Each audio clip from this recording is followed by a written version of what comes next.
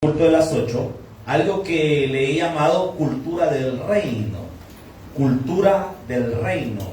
Vamos a ver una serie de principios que están en Mateo 5, 6 y 7, que son la base del reino de Dios. Y de hecho este es un sermón que Jesús predicó, Mateo 5, 6 y 7.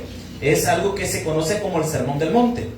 Y este día vamos a iniciar esta serie de predicaciones que aproximadamente creo que van a ser 5 o 6 predicaciones que tienen que ver con los principios de la cultura del reino de Dios. Esto va a generar evidentemente un choque cultural entre la forma en la que nosotros vemos las cosas y la forma en la que Jesús espera que veamos las cosas. Hay una gran diferencia entre lo que somos y lo que deberíamos ser. ¿Me explico? Por ejemplo, hay algo que se conoce como el ser y el deber ser. El deber ser es que los hijos sean respetuosos con los padres. Amén. ¿Y cuál es el ser? Que son unos grandes malcriados, irresponsables, respondones y un montón de cosas. Pero todavía ya va a sacar la cólera. Entonces, miren, y ese es el ser, esa es la realidad. El deber ser es que no deberían ser así. Entonces, en el reino de Dios hay un deber ser, que es lo que vamos a leer, y vamos a ver el ser, lo que somos. Y vamos a tratar de entender que la cultura del reino es muy diferente a la cultura que nosotros tenemos. Amén. Vean lo que dice la palabra del Señor con ese ánimo que andan ahora, hermano. 5:13, ¿lo tiene? Amén. Ve lo que le digo. Despierta al hermano que tiene la palabra, hermano. ¿Lo tiene, iglesia? Amén. No, todavía no lo tiene, iglesia. Amén. Eso. Leemos la palabra en nombre del Padre, el Hijo y el Espíritu Santo. Dice la Biblia: vosotros sois, que dice, la sal de la tierra. Pero si la sal se desvaneciere, ¿con qué será salada? No sirve para, ¿qué dice? No para nada, sino para ser echada afuera y hollada por los hombres. 14. Vosotros sois la luz del mundo. Una ciudad asentada sobre un monte no se puede esconder, ni se enciende una luz y se pone debajo de un almud, sino sobre el candelero, y alumbra a todos los que están en casa. Así alumbre, ojo lo que dice Jesús, vuestra luz delante de ¿quiénes? Dice, para que vean vuestras buenas obras y glorifiquen a vuestro Padre que está en los cielos. Buen Dios y Padre que está en los cielos, te agradezco, Señor, la oportunidad de predicar tu palabra esta mañana. Gracias por la vida de mis hermanos y hermanas que están este día en tu iglesia. Señor, háblanos a nuestro corazón.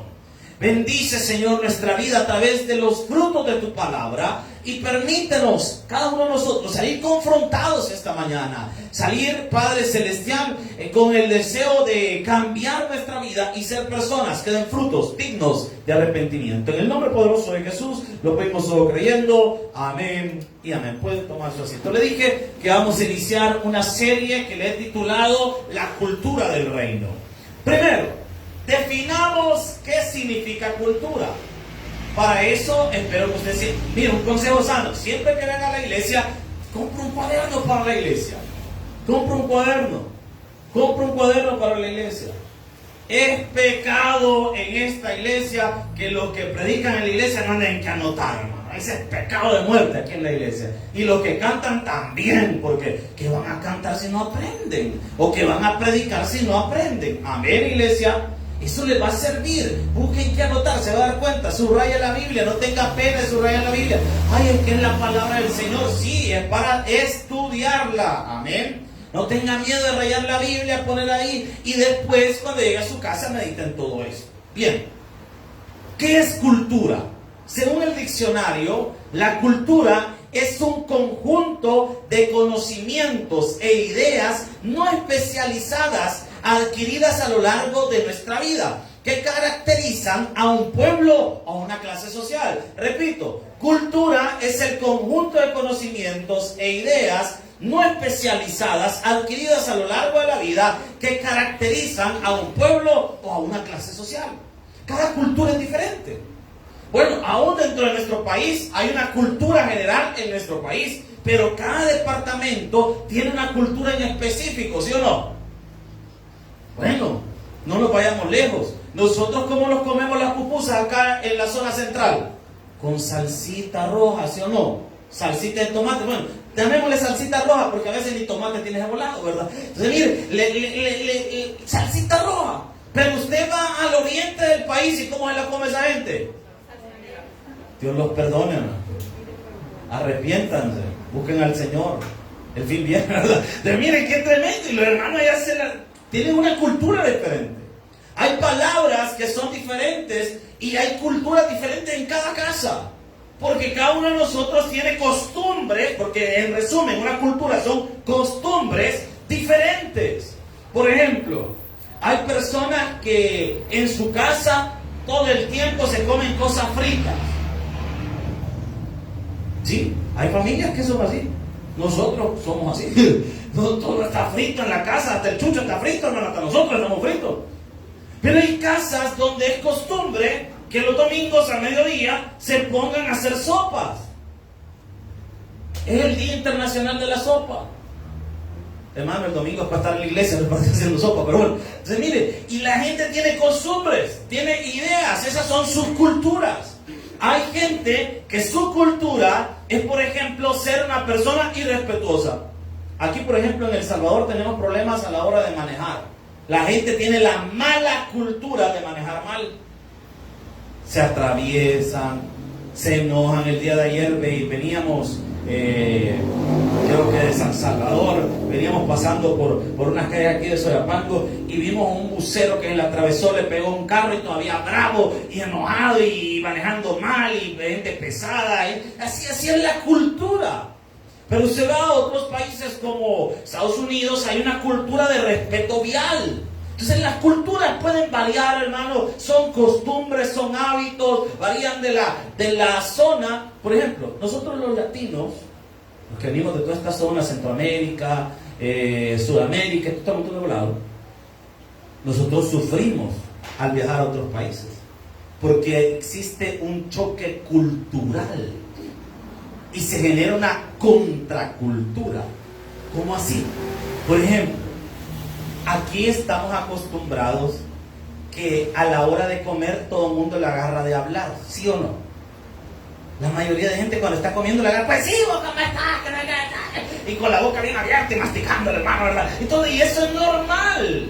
Usted va este día a la Plaza Mundo, al Paseo Venecia, donde usted quiera, va a ir a almorzar, va a ver mucha gente sentada en los restaurantes hablando y comiendo, ¿sí o no? Pero vaya usted a Inglaterra, por ejemplo, esa gente, si ustedes van a comer, ellos comen, no hablan. Los ingleses, cuando están comiendo, no se dirigen la palabra, empiezan a comer y platican hasta que terminaron su comida.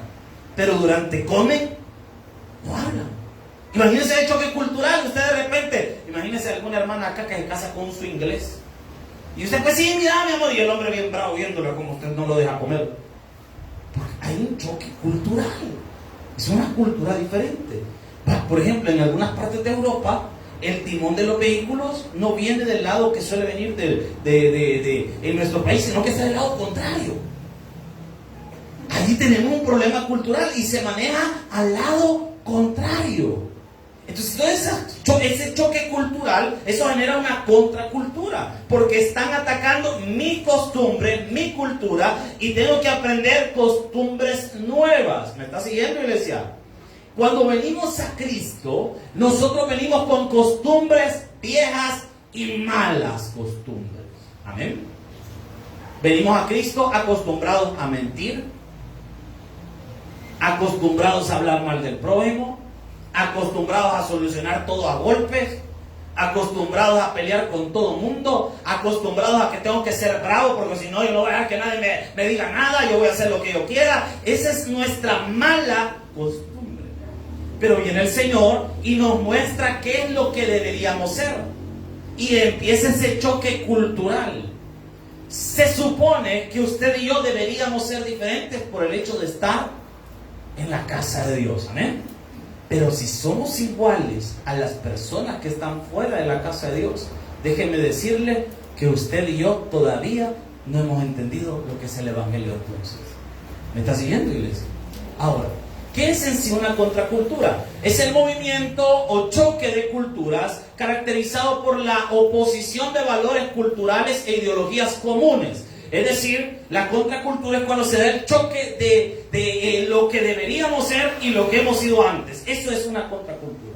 Mateo capítulo 5, capítulo 6 y capítulo 7, Jesús va a atacar las costumbres naturales del ser humano. No solo de Israel de la época, porque escuché un predicador que decía, Jesús está atacando las costumbres de los fariseos y los religiosos de la época. No, Señor.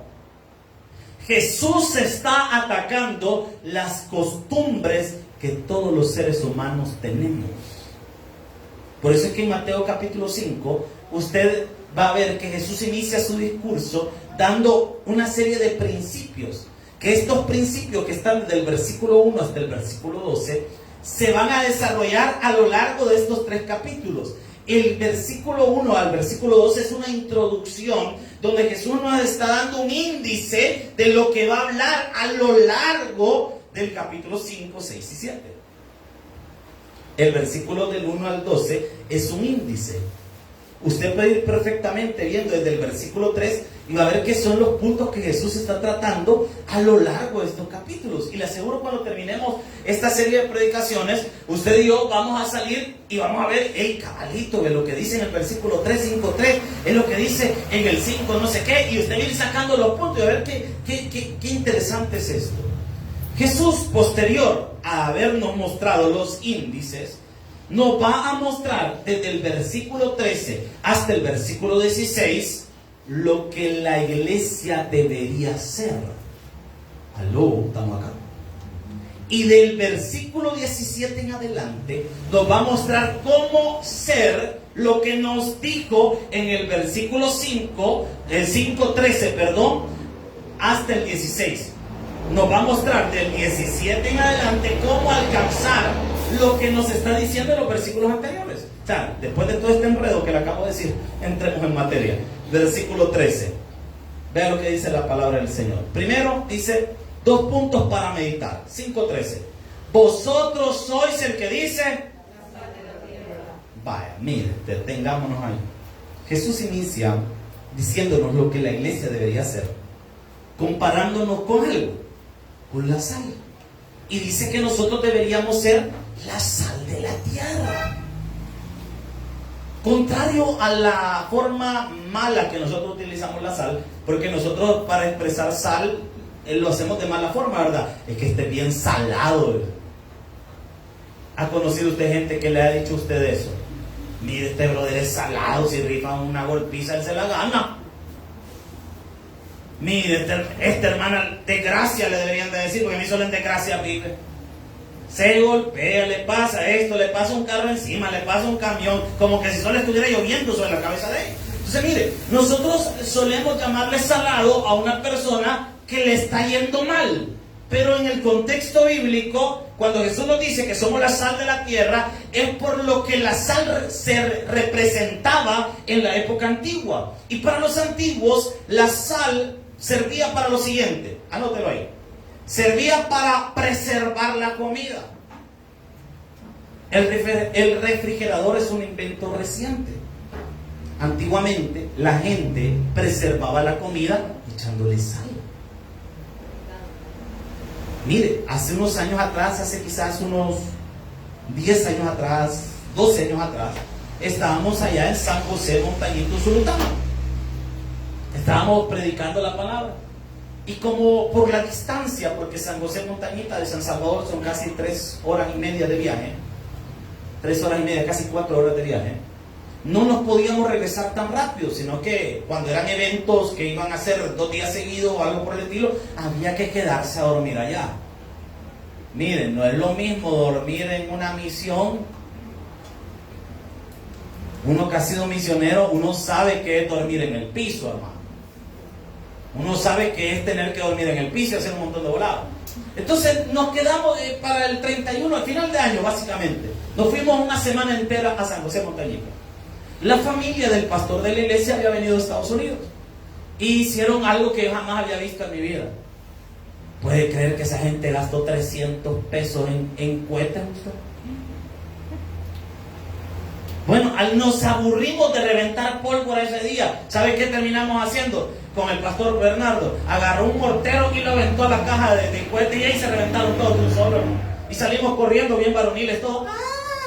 Porque el montón de balados silbadores por todos lados. Arrepentidos de eso.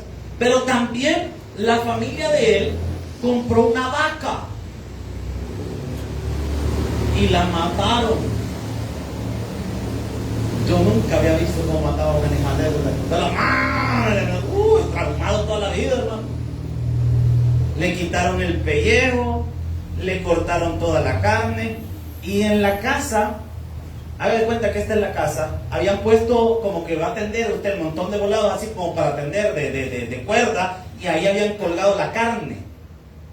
Y empezaron a hacer algo que yo nunca había visto que alguien hiciera. Le empezaron a poner sal. Echarle sal a toda la carne.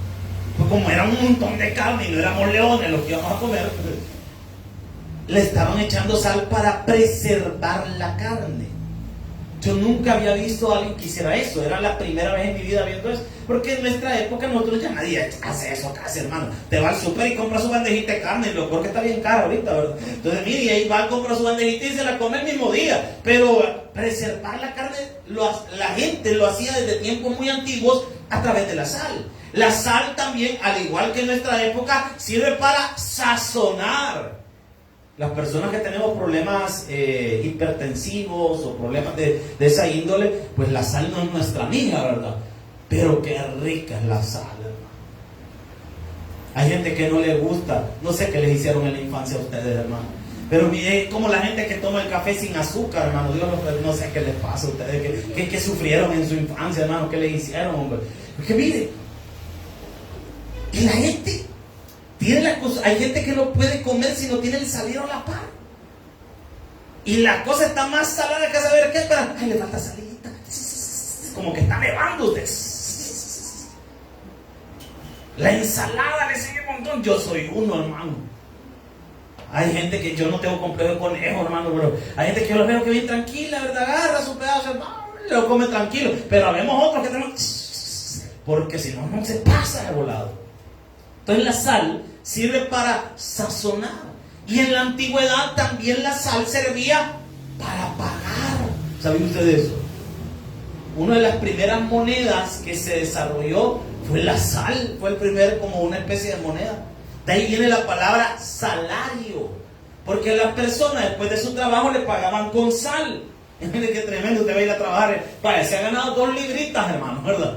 Sus 3 libras de sal para que le eche fuerte ahí. Entonces, usualmente en la época bíblica, la sal de Israel era del Mar Muerto. Y esta sal, al tener ciertos químicos por venir de esa área del mundo, se arruinaba con mucha frecuencia. Y era común que usted tuviera su bote de sal, pero después perdiera su saladez, su contenido salado. Entonces era como que estuviera masticando arena. ¿Qué hacían la gente en los tiempos bíblicos cuando la sal se le arruinaba? Como en Israel sucede algo bastante paradójico. Hace mucho calor, pero en ciertas temporadas del año cae hasta nieve en algunas partes. Entonces, yo no sé si alguien ha tenido la experiencia de viajar a otro país y estar delante de la nieve. Si alguna vez usted viaja, ahí tráganos un puchito, ¿verdad? Entonces, mire, como dicen los parientes, y mandando la nieve la queremos conocer, ya derretida, viene volado, hermano. Entonces, mire, pues, ¿qué hace la gente en esos países donde cae la nieve? Como se congelan las aceras, tiran sal. Tiran sal, porque la sal derrite la nieve. Entonces por eso es que dice la Biblia que si la sal se desvaneciere, ¿con qué va a ser salada? No sirve sino para ser hollada por los hombres. ¿Y qué es ser hollada? No es que la tiren en la olla, hermano. Hollada es que la pateen. Cuando caía la nieve, tiraban sal para limpiar los caminos y caminaban. Eso es lo que está diciendo la Biblia. Ya no tiene otro uso. Ya no tiene su uso esencial. ¿Por qué Jesús compara la iglesia con la sal? Aquí viene el detalle, aquí entramos en materia. Miren. Bueno, vamos al versículo 13. Vosotros sois, ¿qué dice la Biblia? Volvámoslo a leer, pero así como que andamos ganas. Vosotros sois, ¿qué dice la Biblia? Dígale al hermano que tiene la par. Ustedes sal, hermano. ado. Usted es salado. Mire, hermano, ¿por qué Jesús comparó a la iglesia con la sal? Volvamos a tomar los 3 puntos que le dije: preservar, sazonar y pagar. La iglesia es la sal del mundo, porque al igual que la sal, la iglesia debe preservar algo. ¿Y qué es lo que la iglesia debe preservar? La sana doctrina. La iglesia debe preservar la sana doctrina. Lo voy a volver a decir. La iglesia debe preservar ¿el qué? ¿Sabía usted si en nuestro país esta mañana el gobierno decidiera bloquear las iglesias y el trabajo de las iglesias y nos quitaran a todos las Biblias? ¿Sabría usted que en nuestro país pasaríamos una gran crisis? ¿Sabe por qué? Porque la gente no sabe nada de Biblia. Y ese es un clavo. Yo todavía escucho cristianos de años en iglesias decir, como dice la Biblia, ayúdate que te ayudaré. Y tienen años de estar en una iglesia.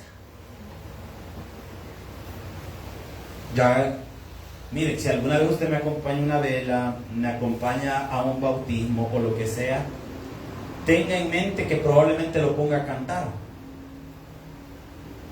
Porque de repente yo los agarro en sorpresa y le digo, hermano, dirija los alabanzas. Y se quedan así. Porque no se pueden las alabanzas. Si alguien que se las puede rapidito, alabaré, aunque se alabaré.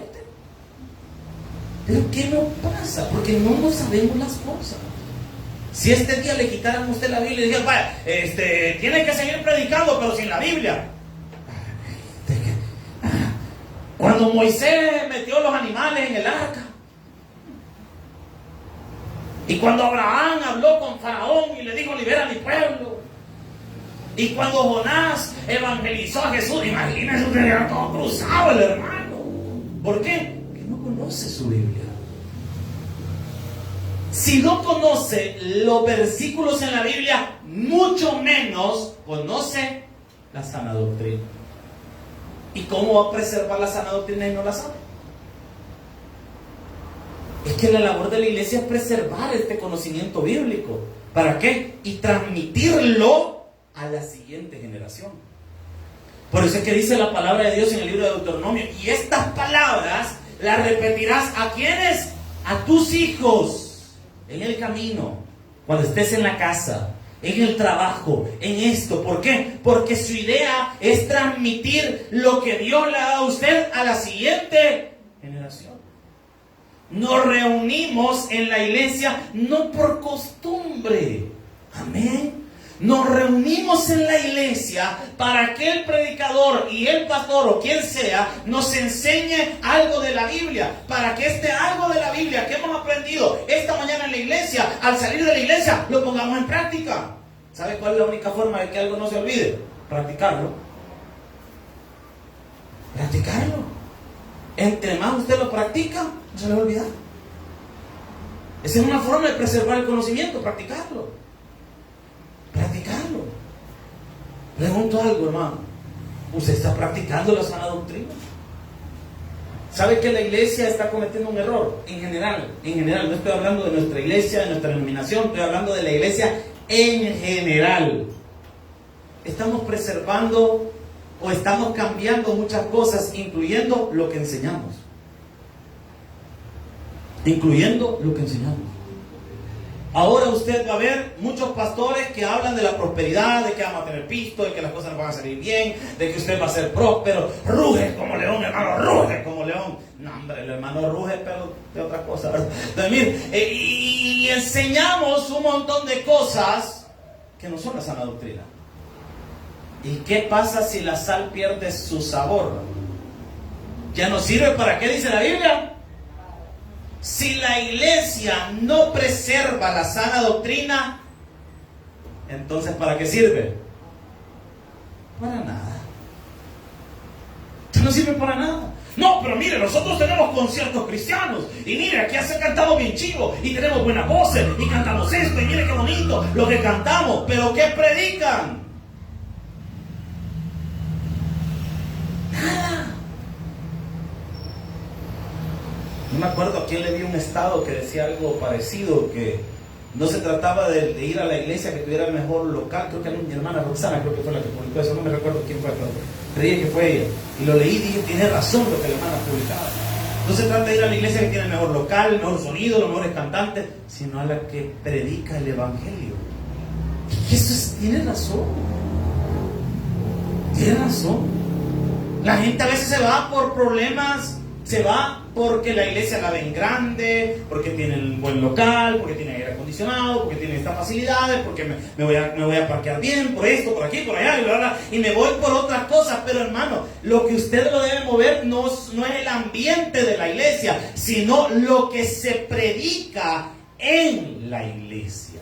¿Me está siguiendo, iglesia? Si la iglesia no preserva la sana doctrina, la iglesia no sirve para nada. No tiene propósito. Su propósito es preservar la sana doctrina, preservar la enseñanza. Pero si en la iglesia no estamos preservando la enseñanza, entonces no estamos haciendo nada. Vamos a hacer eventos, vamos a regalar comida, vamos a hacer esto. Mire, el propósito de la comida que llevamos al hospital es apoyar a las personas, pero sabemos que ese solo es el gancho. Y que lo principal que hacemos en el hospital, ¿qué es? La palabra. Confrontar a las almas con su salvación. Llegar y darle palabra al afligido. O sea, nuestra intención es dar palabra. Eso es lo que importa. ¿Cómo lo hacemos? ¿O de qué forma? ¿O qué gancho utilizamos? Ese es otro pisto. Pero lo principal es que haya el que, iglesia, palabra. Aló, estamos acá, iglesia. Debe haber palabra. A usted lo tiene que mover la palabra. Si la iglesia no preserva la sana doctrina, la iglesia no está haciendo nada. La iglesia debería, dijimos que preservar la sal. El siguiente era eso, hermano, ¿verdad? Como que es del seguro social a las 3 horas. Ahí en el culto a las 4. Sazonar, hermano. No, hermano, que no pasa. Bueno, entonces, sazonar. La iglesia debería ponerle sabor a la vida, hermano. Los cristianos deberíamos de ser las personas más contentas del mundo. Porque usted tiene a Dios. Voy a hacer una pregunta. El dinero no da la felicidad. Pero yo nunca he visto llorar a nadie con 10,000 pesos en la bolsa, hermano. Pregunto. Si de repente saliera una sorpresa y le dijeran a usted, tu mamá no es tu mamá. Tu mamá es una señora que tiene un montón de pisos.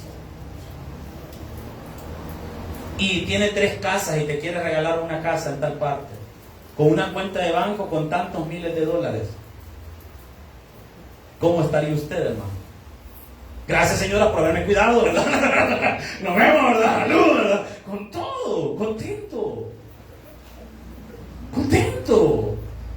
¿Por qué me dice, ay, pobrecita, qué buena onda, señora, ¿verdad? Ah, pero aquella me la tiene que pedir plata. Estaría alegre. Si usted, mire, tengan cuidado cuando le manden mensajes diciendo que usted ganó una rifa y usted nunca participó en nada y que su número fue sorteado y que no sé qué, se estafa y lo están bajando. Peor si le piden dinero para que, mira, te tenemos que enviar para poder soltarte este dinero, damos tanto dinero para ponerle tal cuenta que no sé qué, se lo están bajando. Se lo están bajando. Ahora, digamos que usted por cosas de la vida compró su boleto de lotería o algo por el estilo, aunque no es una práctica que los cristianos debamos practicar, pero digamos solo para efectos de la ilustración, que usted le regalaron un boleto de lotería y le pegó al gordo. No es a su esposo, hermano, porque alguna gordo le siguen por ahí, ¿verdad? O a veces sí es literal, hermano, el hermano está algo rebalsado de gracia. Entonces, mire, y le pegó usted al premio mayor, ya vemos mejor, no voy a ser muy ofensivo, al premio mayor, $25,000. ¿Qué haría usted? Pago mi deuda, pago esto. Dígame, ¿verdad? Dígame, y se ganó los 25,000 pesos. ¿Estaría contento usted de que le digan mañana lo puede pasar a recoger al banco? ¿Estaría contento usted esta tarde? Sí, hermano, seamos sinceros, no me salga. No, yo normal. Si le apuesto que ahorita que le estoy diciendo, estaría pensando usted, sí, así podría pagar la casa, le puedo pagar esto a Omnis, por la señora de la tienda que le bote el huevo, ¿verdad? Y empezamos todas las cosas que hay que pagar. Nosotros tenemos un papá que es todopoderoso, que nos tiene el cielo esperándonos. Dígame si no tendríamos que estar contentos. Pero ve a su vecino, no está contento. No está contento, no está alegre. ¿Por qué? Porque realmente no tenemos el gozo. A veces los cristianos parecemos personas muy sufrientes. Y si bien el mundo y la vida es difícil, pero con Cristo es mejor, hermano. Y todo el tiempo andamos con la cara de angustia. Hermano, ¿y cómo está? Aquí, rayando el alma, sufriendo, esperando la muerte. El día que el Señor venga por mí. ¿Y qué gana le va a dar a la gente querer ser creyente? Usted vemos así. Una de las personas que evangelizó a nuestro pastor fundador, a mí me llama la atención la conversión de nuestro pastor fundador. Porque mire, Dios sabe a quién usa y por qué lo usa y cómo lo usa y de la manera que lo usa. Amén o no amén. Dios sabe. Nuestro pastor fundador, antes de, si usted ha leído su biografía o ha leído el libro que se escribió de nuestro pastor fundador, él cuenta que tuvo una vida bastante complicada, pero que creció y logró ser una persona pudiente. De hecho, mi madre lo conoció hace muchos años atrás. Mi mamá era secretaria de un ingeniero frente al local donde estaba las bienes raíces del pastor fundador, y dice que lo conoció. Es que mi mamá decía, mire, me decía mamá, bien elegante el señor, decía que andaba con la moto y se bajaba y todo, ¿verdad? Sí.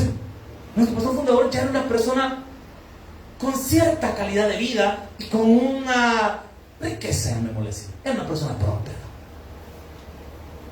Y dice que las personas que lo evangelizaron eran unos estadounidenses que habían venido en moto y andaban evangelizando en moto. De ahí es donde nació la idea del pastor de crear su grupo de motociclistas que andaban evangelizando. Esa era la idea principal de ese grupo. Entonces andaban en la moto y al pastor le llegaban las motos y conoció a estos pastores que lo evangelizaron.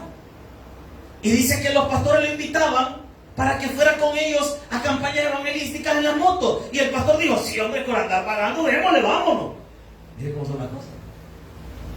Dios utilizó a esta persona, y el pastor fundador en diversas oportunidades contó que a él le gustaba ver la prosperidad y la manera en la que vivían estos hombres. Y eso le atrajo a él y dijo, qué bonito ver a personas que le sirven a Cristo y pueden vivir de esta forma. Le llamó la atención. Oh, si bien nosotros quizás somos personas con muchas necesidades económicas, pero ¿qué gana le va a dar a la gente de estar en el cristianismo si nos ven a nosotros, hermano? Y no estoy hablando de la economía, de nuestra actitud. Hermano, y de repente alguien le dice, hermano, ¿y usted va para la iglesia? Sí, porque ni modo, en el de las 8 sirve bien, en las 10 quería servir. Ay, que va a querer, le vas a ir bien temprano aún. Pregunto, el inconverso que lo ve salir de su casa, ¿le van a dar ganas de venir a la iglesia al verlo usted así? ¿Aló? ¿Estamos acá? Las personas que no conocen a Dios, ¿le van a dar ganas de venir a la iglesia si nos ven discutiendo y peleando en nuestra casa? Amén. Si todo el tiempo nos estamos gritando y de repente nos ven que salimos con el uniforme, aleluya, gloria a Dios, bendiciones, hermanos, amados. Y después en la casa, ¿qué te pasa, infeliz? Venite, pues, agarrámonos. ¿Aló? ¿Te cree que al inconverso le van a dar ganas de venir a la iglesia, de ver a la hermana que cuelga a los hijos para castigarlos, los amarra en una sobolada, en una subida? Venite, ahí te vas a dar quieto, pa. Meterte ahí, con qué piñata lo agarra. ¿Aló, hermanos? Jóvenes ¿Usted cree que a sus compañeros le van a dar ganas de venir a la iglesia si ven lo que usted es en el salón de clases? Después del comercial. Pues sí, que se ve lo que usted es en el salón de clases. Le van a dar ganas.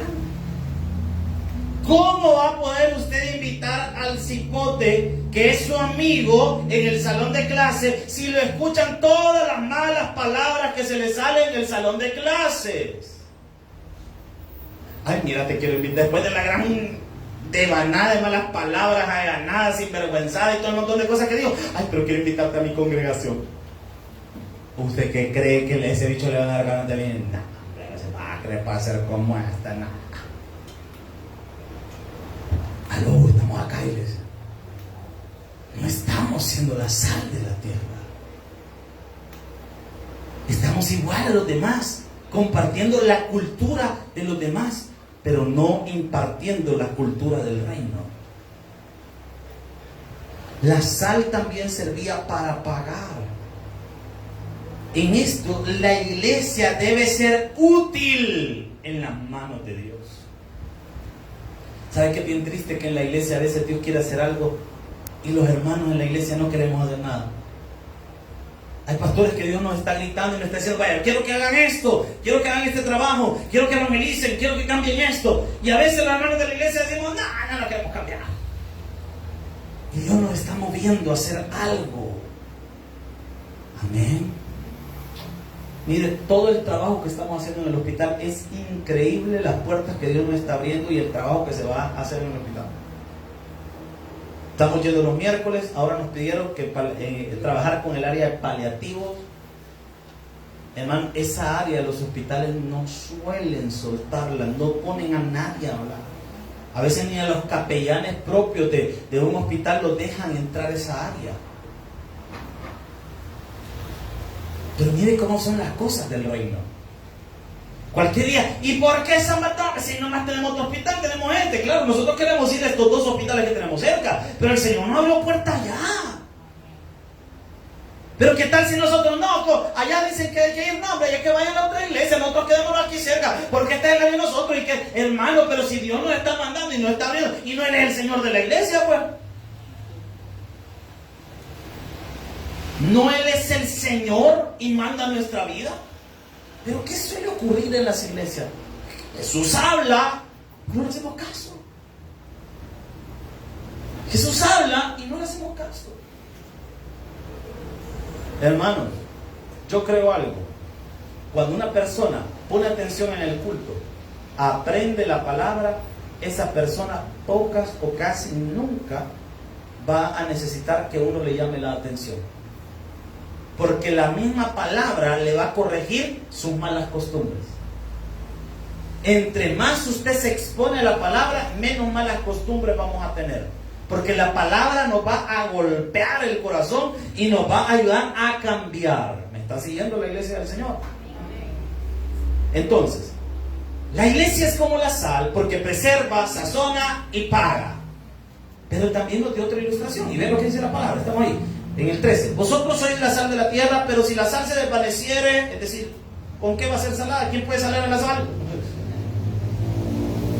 No se puede. No sirve. ¿Para qué dice? Si la iglesia no preserva la doctrina, no incentiva al mundo y le pone sabor, no es útil en las manos de Dios, no sirve para nada. Yo le pregunto, ¿cuántos queremos ser útiles para el reino de Dios? Preserve la doctrina. Comparta la alegría de su salvación con otras personas. Sea útil en las manos de Dios. Versículo 14. Esta ilustración está muy bonita y es puntual que le pongamos atención. Versículo 14. Vosotros, ¿qué dice la Biblia?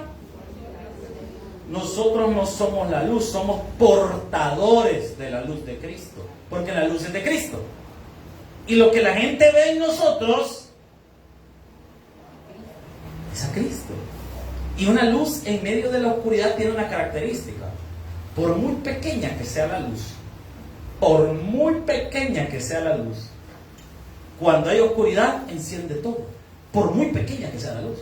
Por muy poquito que se le note Cristo a usted, hermano, pero por muy poquito, en medio de las demás personas, usted va a ser luz. Por muy pequeña que sea su luz, pero usted va a ser luz. Y vea lo que dice la palabra. Vosotros sois ¿el qué? Una ciudad asentada sobre un monte, que dice la Biblia. Una ciudad que está en lo alto, no la puede esconder con nada, porque está en lo alto y es enorme, usted no la puede ocultar. Lo que Dios está haciendo en nuestra vida no se puede ocultar. Amén, iglesia. Pero aquí en el detalle, vea la lógica que el Señor nos pone, versículo 15. Ni se enciende una que dice y se pone bajo de un almudo. Para esto tenemos que entender cómo eran las lámparas antiguas. Por lo menos yo creo que aquí tenemos una fotografía. Este es un modelo de cómo era una lámpara en los tiempos de Jesús. Era una jarrita que tenía aceite adentro y un como mechero que salía. Se encendía y el aceite servía de combustible para que la lámpara siguiera funcionando. Pero también menciona otro artefacto ahí en la Biblia. ¿Cuál es el segundo artefacto que aparece ahí? Un almud. Y dice que nadie pone la lámpara debajo de un almud. ¿Y qué es un almud? Un almud es una jarra para medir. Que aquí tenemos una ilustración.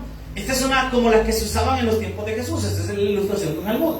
Un almud es un recipiente para medir granos o cualquier otra cosa que equivalía a 7.6 litros de agua.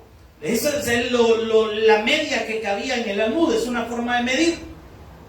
Y el almud también se solía usar en los tiempos bíblicos para apagar el fuego de la lámpara. Al ser lámparas que funcionaban por combustión de aceite, entonces el fuego se alimenta del aire. No sé si usted sabía eso. Al fuego lo alimenta el aire. Cuando usted le bloquea el paso del aire al fuego, el fuego se extingue o se apaga. Entonces, nadie enciende una lámpara en la oscuridad y le pone el almud encima para apagarla. Entonces, ¿para qué la encendió? ¿Aló? ¿Estamos acá? Jesús compara a la iglesia con una lámpara que está dando luz.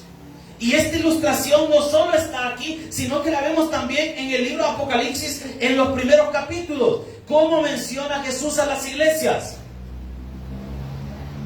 Dice la Biblia que Jesús anda en medio de los candelabros de oro. ¿Y cada candelabro qué era? Hermanos que vienen al Apocalipsis. Las iglesias. El ángel es el pastor de la iglesia, ¿se recuerda? Y los candelabros eran las iglesias. Y dice que Jesús anda en medio de los 7 candelabros, que eran las 7 iglesias de Apocalipsis. Nosotros, hermanos, debemos entender que nosotros no somos la luz. Jesús es la luz. El aceite en los tiempos bíblicos representa al Espíritu Santo. El Espíritu Santo es la fuerza que mantiene el fuego encendido. O sea que el Espíritu Santo es el que mantiene la luz de Cristo en nosotros. Amén, iglesia. Pero aquí viene un detalle, y esto es lo que yo quiero que usted le ponga atención, hermano.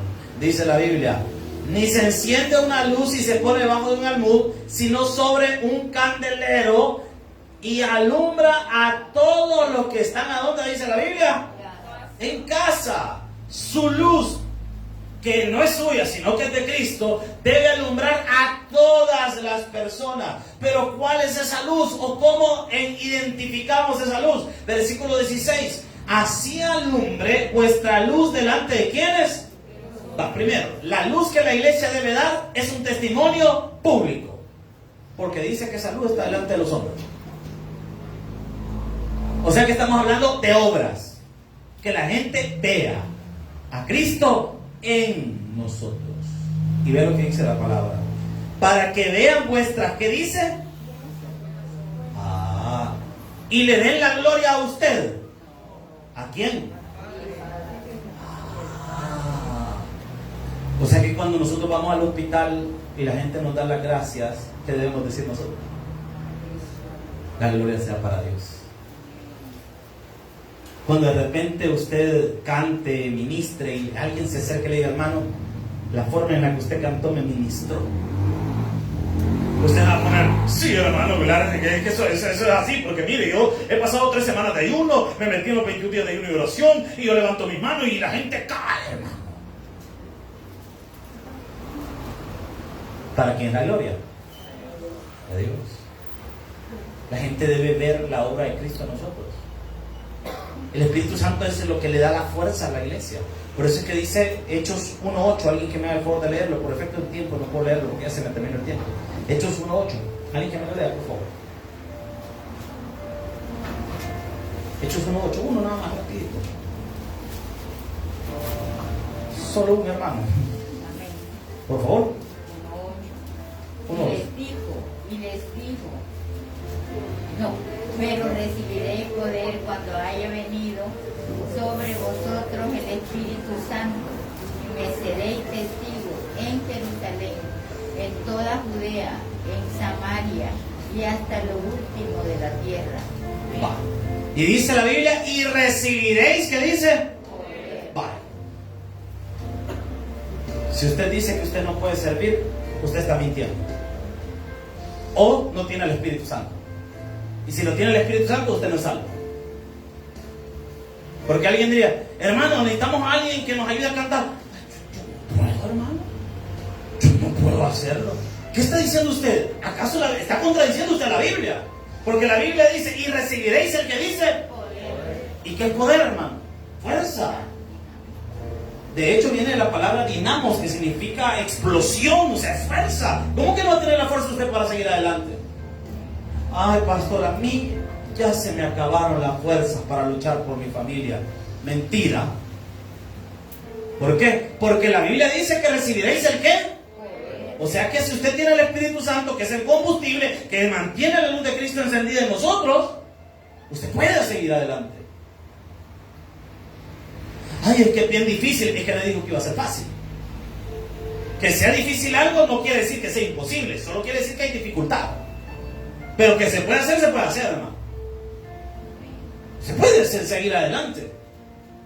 Ay, hermano, yo no sé, mire, me han pedido que hable en público y yo no sé, mira, a mí me tiemblan las canillitas, las cañitas, mira cómo me tiembla todo, ¿no? Y yo creo que no voy a poder. ¿Cómo que no va a poder? Si la Biblia dice que usted tiene el Espíritu Santo y el Espíritu Santo es poder. Ay, hermano, yo no puedo dejar de ser pícaro. Si a mí, mire, es que yo no puedo dejar de ser pícara, dice un hermano. Ay, sí que mire, yo no sé por qué me pasa esto, pero yo no puedo cambiar. Mentira, sí se puede cambiar. Es que yo así soy bravo, porque quiere, porque la Biblia dice que usted tiene poder para cambiar. Si no quiere cambiar es porque usted no quiere. Sencillo. La Biblia sí dice, hermano, no me lo estoy inventando yo, lo dice la palabra. Se puede. Uno de los principios bautistas dice que nosotros somos ministros de poder. ¿Por qué? Porque el Espíritu Santo está dentro de nosotros. ¿Cómo que usted no va a poder, hermano?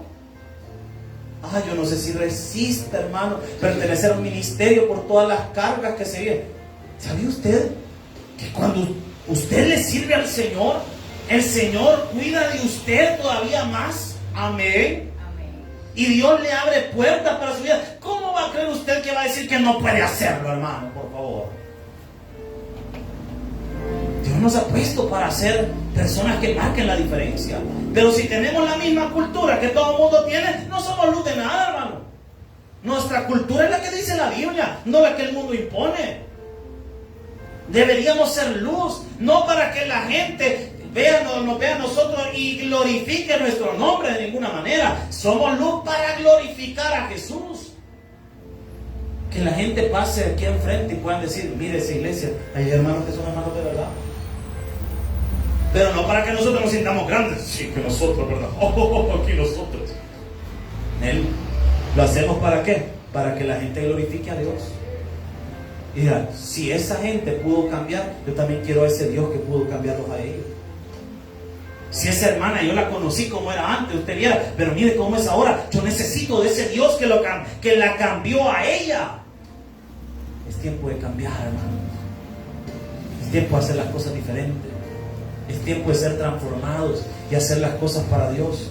Finalizo con esto. La Biblia nos dice, hermanos, amados, todos los que estamos acá, que debemos ser diferentes porque la luz de Cristo está en nosotros y porque la vida en nosotros debería reflejar el carácter de Jesús. Un fuerte aplauso al Señor. Vamos a orar. Bendito Dios, te damos gracias, Señor, en esta hora. En tu nombre, Jesús.